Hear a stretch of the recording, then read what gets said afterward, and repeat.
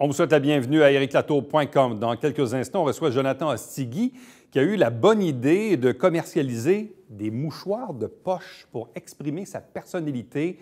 C'est une note, un accessoire mode, disons, distinctif. Bref, ça se vend évidemment sur Internet. Bref, il va nous raconter un peu l'histoire de sa jeune entreprise. Mais d'abord, on est dans le monde de la politique municipale. On va parler des enjeux dans Saint-Edmond-Saint-Lucien, entre autres, bien sûr, l'aéroport municipal, et le conseiller François Auger revient également sur le petit mot d'église qu'il a prononcé au Conseil il y a quelques semaines.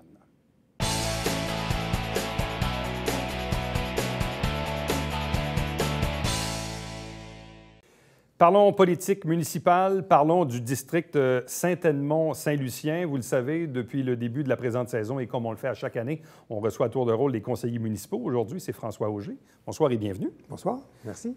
Et comme je pose la question également à tous vos collègues, parce qu'au-delà des enjeux de district, il y a eu, disons, dans la dernière année, des enjeux grande ville, voire des enjeux d'ambiance au conseil de ville qui étaient âprement difficiles au lendemain de l'élection.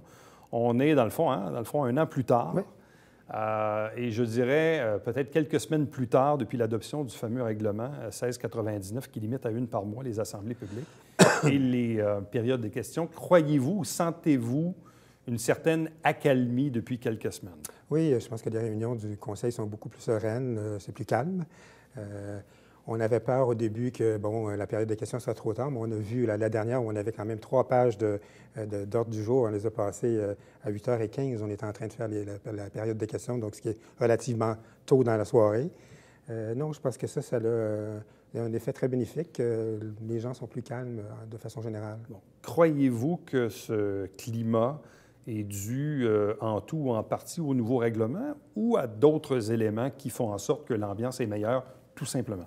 Je pense que c'est un tout, c'est pas juste le règlement. Je pense que petit à petit, on va y venir à avoir peut-être un peu plus de, non pas seulement de collaboration, mais de travail ensemble. Je pense que tout le monde essaye de mettre un petit peu de plus d'eau dans son vin.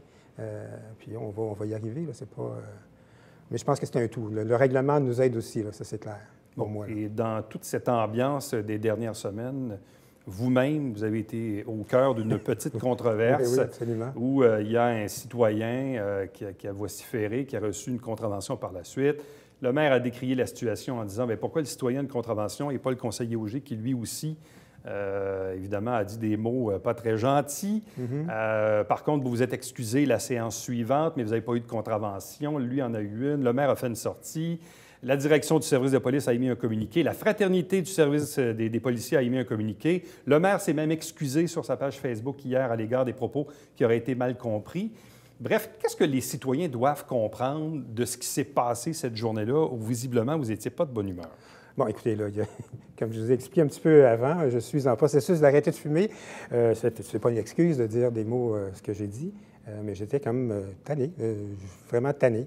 Qu'on se fasse vraiment dire de tous les noms qu'on se fait traiter au Conseil. Donc, c'était une façon de dire « Hey, ça va faire, c'est assez ». Ça ne s'adressait pas à une personne en particulier. En tout cas, mes propos à moi, c'est un mot. Ce ne sont pas des... Je n'ai pas vociféré contre une personne. J'ai juste dit un mot qui était, disons, un sacre. Donc, ça ne s'adressait pas à personne. Si le policier jugeait que j'aurais dû avoir une contravention, il avait justement donné une, moi, je me suis excusé, puis c'est correct. Là, c'est pas, on fait tous des erreurs, on a tous des sautes d'humeur dans nos vies. Qu'est-ce que vous retenez de cet épisode-là, avec le recul? Je pense que c'était... avec le recul, peut-être que j'aurais pas dû me présenter ce soir-là. Je pense que j'aurais peut-être dû rester chez moi. Et non pas s'allumer de cigarette. Et pas de s'allumer de cigarette, non plus. Non plus. Ça n'aurait pas été un bon choix. Pas du tout. Bon. Revenons aux enjeux du district. Ouais. Saint-Edmond-Saint-Lucien, ce sont de vieux quartiers où il n'y a pas vraiment d'espace de construction, on s'entend. Très peu. Très, très peu, très limité. Des enjeux surtout d'infrastructure. Évidemment, il y a le dossier de l'aéroport, qui est toujours une espèce de dossier. Ça avance ou ça avance pas? Il se passe-tu quelque chose? Il va-tu se passer quelque chose? Bref, il est rend... Parce que là, on a parlé beaucoup des golfs depuis la dernière année. Mais pourtant, l'enjeu de l'aéroport, dans les enjeux de la dernière campagne électorale, était pratiquement tout aussi important que les autres. Il se passe quoi dans le dossier de l'aéroport? Alors, comme vous savez, on a un comité sur le bruit pour l'aéroport, donc il s'est réuni presque tous les mois et demi depuis la dernière année, avec nos partenaires, avec maintenant NAVCAN, avec les représentants de la tour de contrôle, les représentants des pilotes, de l'Association des pilotes, les cadets aussi sont là, sont présents. Donc, on avance. C'est sûr que c'est long. C'est un processus qui n'est pas facile. Mais je pense qu'on va y arriver. On a déjà des plans, puis on a déjà fait des démarches avec NAFCAN. NAFCAN a vraiment embarqué avec nous cette fois-ci, alors qu'à l'époque, on était seuls. Mais NAFCAN, en mettant des limites, par exemple, qu'on va probablement avoir au printemps prochain. Là. Bon.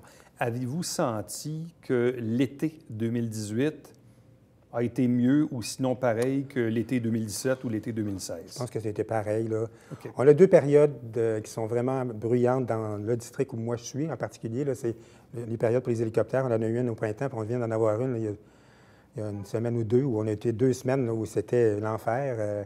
À ne pas dormir le jour. Là. Tu ne peux pas prendre une sieste ou etc. Il y a quand même des personnes âgées là, qui font la sieste, etc. Ça a été... Les enfants aussi, on a une garderie quand même au cégep. Donc, ça a été difficile. Je vous dirais que, grosso modo, c'est à peu près la même chose que l'année dernière. C'est sûr que, bon, ils ont essayé, entre autres les cadets, ont changé un peu leur route pour les planeurs. Pour les planeurs. Ce qui a fait, bon, ça a déplacé un petit peu le problème un peu plus loin, sur la nouvelle rue René-Boileau, entre autres, là, au lieu d'être sur la perspective de la rue des Bois, puis Vernon, etc. Donc, de ce côté-là, ça a peut-être donné un petit répit. Mais grosso modo, c'est le même nombre de vols, le même type de vol. Surtout qu'on a eu un très bel été, hein, on ne se le cachera pas. Là.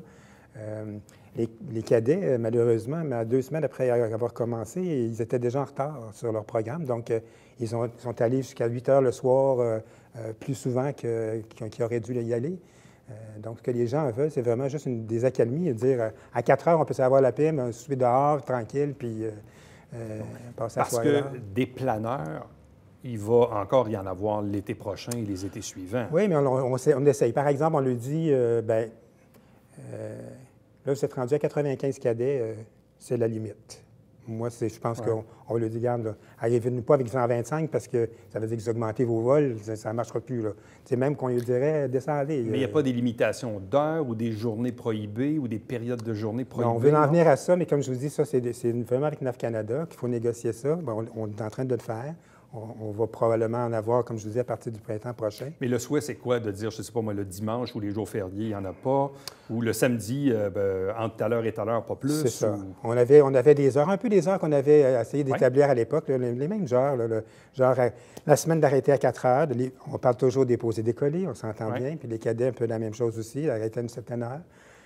Pas de n'avoir le soirée, sauf un soir dans la semaine, parce qu'on sait qu'il faut, pour garder leur licence, ils doivent en faire de nuit ou de soir, quand il fait noir.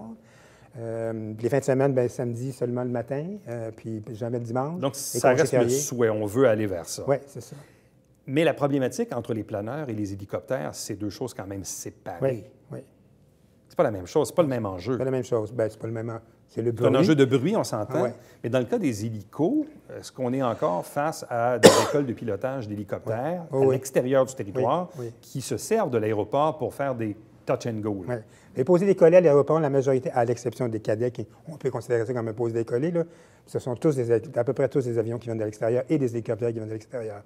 Les pilotes d'ici en font, mais ils n'en font pas tant que ça. Là. Est-ce qu'on est encore aussi dans le même enjeu de dire, bon, est-ce qu'on garde 3 pistes, 2 pistes, une piste? Bon, l'été, le Festival de Montgolfière fait qu'on enlève 1 puis 2 pistes pendant une certaine période. Durant l'hiver, on ferme également une piste. Bon, est-ce qu'il y a encore un débat sur le nombre de pistes puis sur le fait que ces pistes soient ouvertes ou non à l'année? Oui, présentement, on doit faire des investissements, on devra faire des investissements dans un avenir rapproché à l'aéroport, que ce soit pour réparer les pistes qui sont là ou modifier les pistes qui sont là. Donc, moi, je suis fervent de garder seulement qu'une piste, peut-être la prolonger. On a de l'espace. La 11-29? Non. Ah, ça serait l'autre. Ça serait l'autre. Ça serait la 6-24, qui est, si vous regardez au Québec, la majorité, il y en a 2 à Dorval. Il y en a une à Saint-Hubert, c'est une 6-24. Trois-Rivières, c'est une 6-24.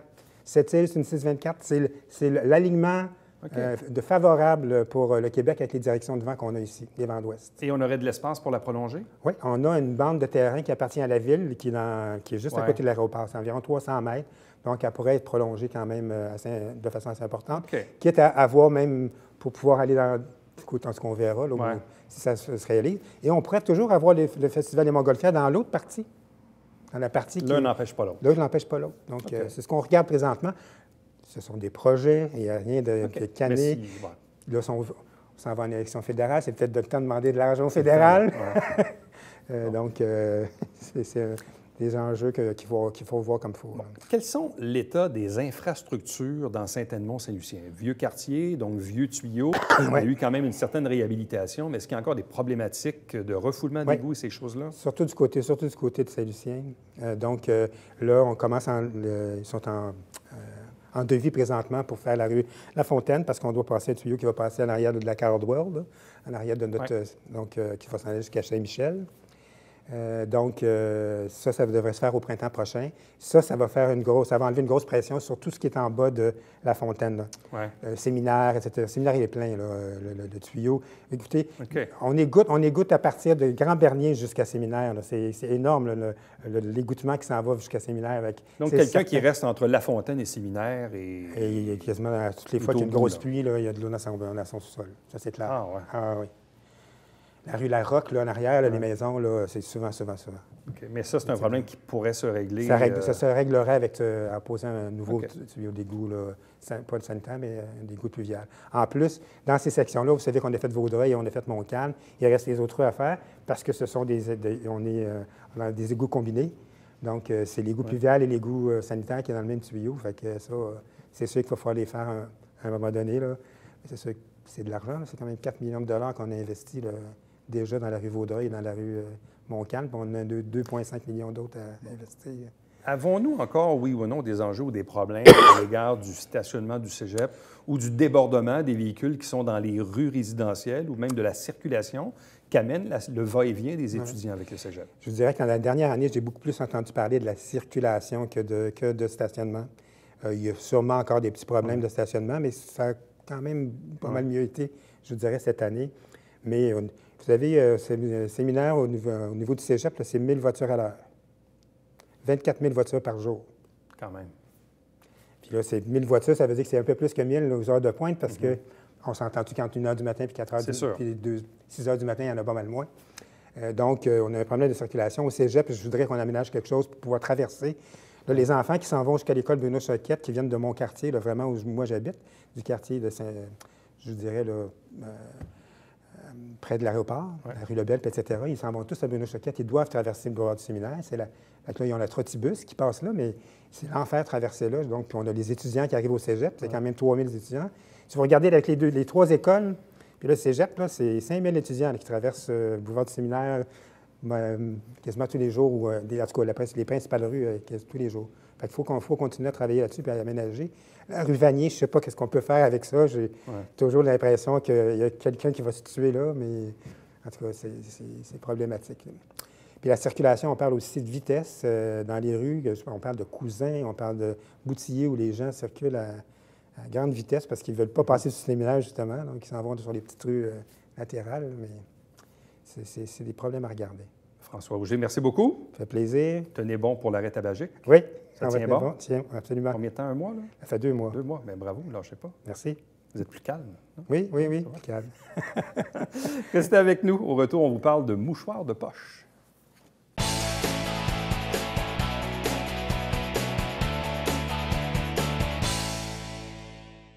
Mesdames et messieurs, bonjour et bienvenue à la Justice entre nous. Mon nom est Serge.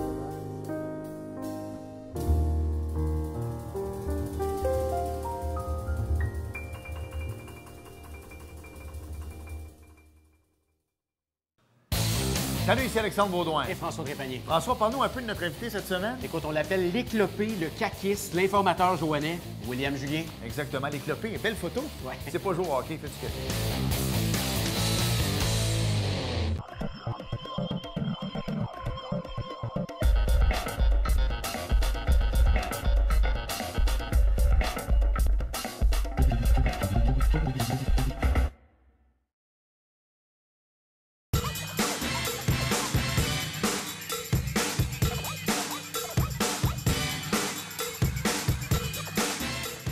Dimanche, 9h30, Télé Bingo, on vous attend.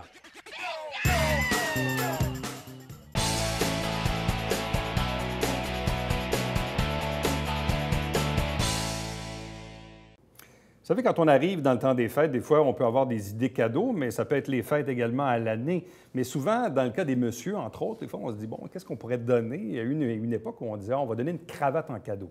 Mais la cravate, vous le constatez, se porte de moins en moins. Il y a peut-être un peu le nœud papillon. Mais il y a entre autres les mouchoirs de poche qui deviennent, avec le temps, un accessoire mode pour exprimer sa personnalité. Oui, peut-être pour les gens d'affaires, les hommes d'affaires, mais également dans d'autres circonstances et qui sait peut-être également quelques femmes au passage. Quelqu'un a eu la brillante idée de se lancer dans ce domaine. Il s'agit de Jonathan Astigui qui est avec nous. Bonsoir et bienvenue. Et félicitations aussi. Merci. L'idée part d'où? L'idée part d'assez loin, en fait. Pour revenir à la base de ça, il faut savoir que je suis associé à l'agence MXO, donc je m'occupe du département de commerce électronique à l'agence. Et j'avais toujours eu un petit rêve là, de développer mon propre produit pour pouvoir mettre en pratique ce que je faisais pour mes clients, entre autres, puis peut-être voir l'autre côté de la médaille, qui n'est pas juste le côté agence. De par mon travail, je suis souvent sur la route, dans des rencontres d'affaires, dans des conférences, et puis j'ai tendance à remarquer un peu les gens, comment ils s'habillent, puis je me rendais compte qu'on voyait toujours les mêmes personnes habillées avec les mêmes complets, de la même façon, d'un événement à un autre. Et puis, je me suis mis à me demander si on ne pouvait pas avoir un petit accessoire, quelque chose pouvant exprimer sa personnalité, parce que sinon, tout le monde finit par se ressembler. Puis c'est pas parce qu'on est, à cause du travail, est obligé d'être habillé d'une certaine façon qu'on ne peut pas avoir un petit élément là, qui va... Distinctif. Bien oui, tout à fait. OK. Et pourquoi le mouchoir? En fait, pour plusieurs raisons, il y a eu la mode des bas à un moment donné. Évidemment, les bas, c'est quelque chose qu'on ne voit pas aussi bien. C'est quelque chose de plus discret, mis à part quand le pantalon est remonté un peu. Donc, je voulais quelque chose qui paraisse un petit peu plus. Pour des contextes de commerce électronique aussi, un produit qui serait assez léger, qui serait assez petit pour bien s'envoyer par la poste au niveau du shipping, parce qu'on sait qu'au niveau du commerce électronique, le frein numéro un est le coût de livraison. Donc, en ayant un accessoire comme ça, plus petit, assez léger, c'est quelque chose qui se vendait très bien sur un modèle d'affaires en ligne, qui était le modèle d'affaires que je voulais privilégier. Bon. Ce qui est drôle, c'est que moi, récemment, je me suis acheté un veston, mais un veston dans lequel le mouchoir est déjà cousu à l'intérieur de la poche. Et écoute, je regarde pas. En fait, je ne m'en étais même pas rendu compte, honnêtement, jusqu'à temps que quelqu'un me dise « Hey, c'est joli le mouchoir. » Comme, ah ben oui, regardons ça, il y a un mouchoir. T'sais. Mais en même temps, c'est là que je me suis rendu compte qu'il était cousu, que je ne pouvais pas l'enlever. Ouais. Comment ça fonctionne? Parce que là, il y a des idées, il y a des couleurs, il y a des formats, il y a une façon de le mettre. Bref, c'est très vaste. Oui, bien évidemment, il faut savoir l'agencer un peu. Pour savoir ce qui existait sur le marché, beaucoup, c'était en fait des gens qui achètent des rouleaux de tissu déjà imprimés, qui vont aller couper des carrés de tissu, les coudre, et ils font des mouchoirs de poche avec ça. Je trouvais ça assez limitatif. Puis dans mon idée d'être capable d'exprimer sa personnalité, ça ne pouvait pas fonctionner. Donc, je me suis, en fait, de fil en aiguille, trouvé une manufacture, une chaîne de production qui me permettait d'imprimer sur du tissu blanc par un modèle de transfert thermique, là, donc, qui permettait de créer les designs personnalisés comme on voulait, de les transférer sur le tissu, les coudre après, ce qui fait que ça donne énormément plus de possibilités. Ça me permet, entre autres, de pouvoir en faire des corporatifs. Donc, pour des entreprises qui ont des gens sur la route, qui rencontrent des clients, qui veulent avoir un petit élément distinctif aux couleurs de l'entreprise, bien, on peut en faire des personnalisés pour les entreprises. Et là, après, c'est d'apprendre à le plier un peu. C'est assez simple. Il y a plusieurs façons. Entre autres, c'est important pour moi sur le site Internet de Bold & Taylor d'expliquer comment le faire parce que ça semble plus complexe que c'est en réalité. C'est parce que c'est comme une cravate. Une cravate, il y a différents nœuds disponibles. Ouais. Moi, j'ai toujours fait le même parce que je ne savais pas faire les autres. Mais en même temps, dans le cas des mouchoirs, c'est un peu la même chose aussi. Quoi. Il y a différentes façons de le plier. Oui, c'est presque de l'origami, en fait. Là. Il y a plusieurs façons de le plier, dépendamment comment on se sent, dépendamment de quel genre de rencontre qu'on va aller. Puis aussi, ça permet de faire ressortir certains éléments visuels du mouchoir de la façon qu'on va le plier. Donc, c'est assez intéressant. Il y a moyen de s'amuser avec ça. Et là, dans le cas de celui que tu portes aujourd'hui, donc, est-ce que c'est volontaire de voir 3 pics? Oui, qui sont peut-être pas tous de la même grosseur. C'est voulu, ça? Oui, exact. Donc, ça fait une espèce de pente en même temps. Donc, il y a moyen d'user de créativité pour plier son mouchoir de poche. Est-ce qu'on est en train de réhabiliter le mouchoir de poche? Parce que, aussi loin que je me rappelle, du temps de mes grands-parents, c'était un accessoire dont l'usage était malheureusement Pas très hygiénique. Oui, effectivement. Pour être poli, non, mais c'est ça pareil. Louis, je pense que ça lui rappelle des bons souvenirs à notre caméraman. Mais tu sais, c'était ça un peu, tu sais, les mouchoirs de poche, je faisais, hey, ça, c'est le temps de nos grands-parents.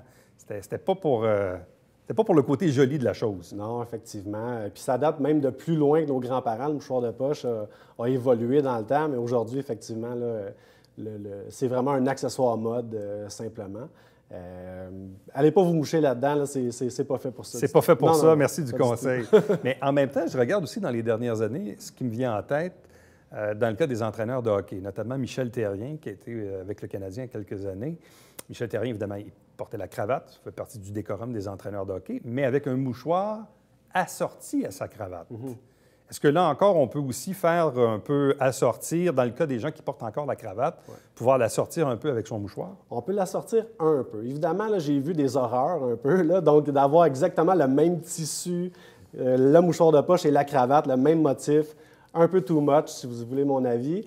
Je pense d'aller rechercher une petite teinte dans une chemise, dans le veston, dans une cravate, ça peut être intéressant.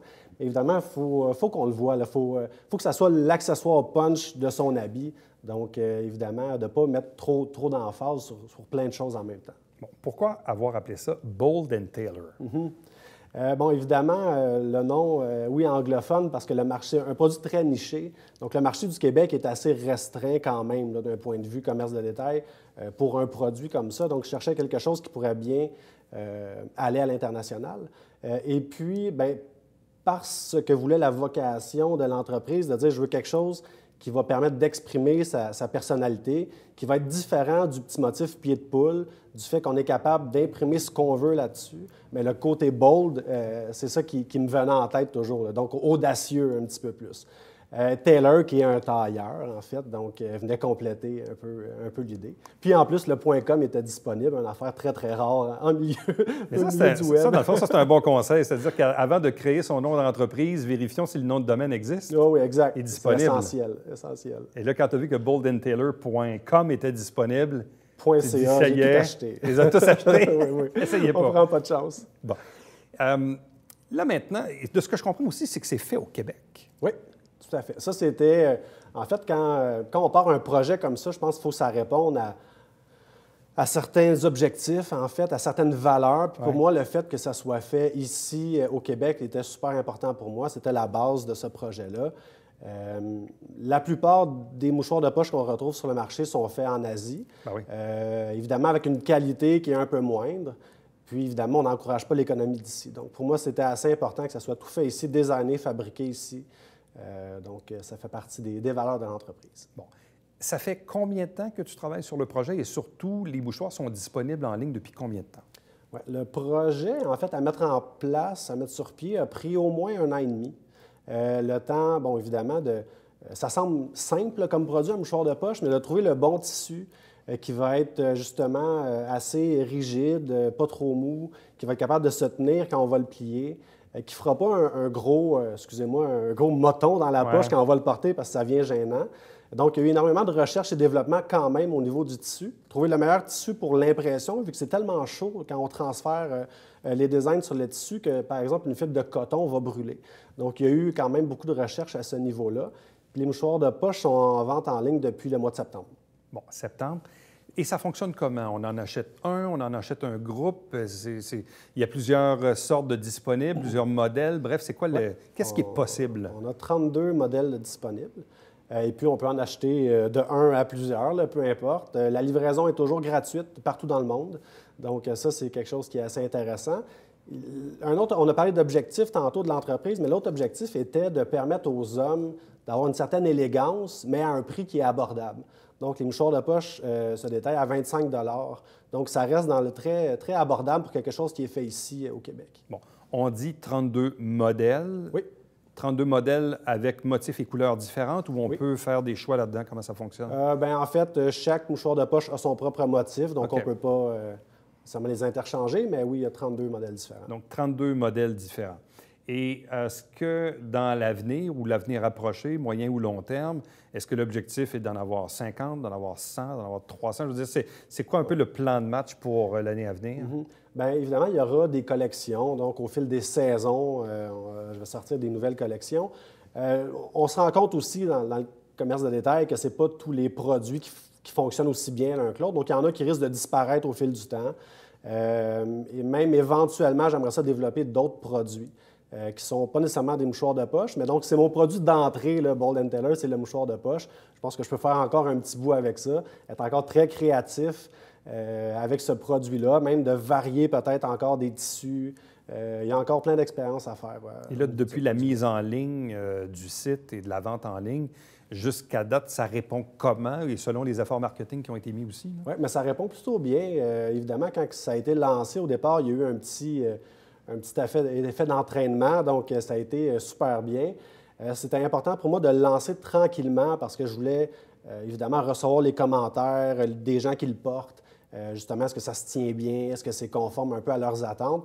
Pas faire un grand déploiement et être pris avec des retours ou de l'insatisfaction. Ouais. Donc, j'y vais vraiment par étapes à ce niveau-là, puis la réponse est super bonne.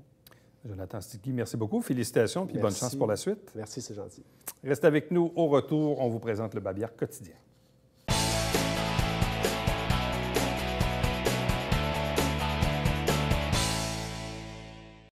Théâtralement délirant, c'est la prochaine représentation qui sera bien sûr présentée au Café-Théâtre de Chambly à partir de la mi-novembre jusqu'au début décembre. Chaque semaine, des extraits des travaux du Conseil de ville via l'émission Saint-Jean-sur-Richelieu. Chaque dimanche matin à 9h30 en direct, c'est le Télé-Bingo. 30 dépositaires dans la région pour acheter vos livrets. Et puis, entre-temps, si vous désirez m'écrire des commentaires, des suggestions, toujours plus rapide et plus facile de le faire par courriel. Éric Latour en un mot, à commercial.tv@hr9.com. Et l'émission que vous regardez en passant, elle est diffusée tous les jours de la semaine, en rafale le dimanche en fin d'après-midi. Et toutes nos émissions, bien sûr, se retrouvent également sur tvhr9.com. À demain. Bye-bye.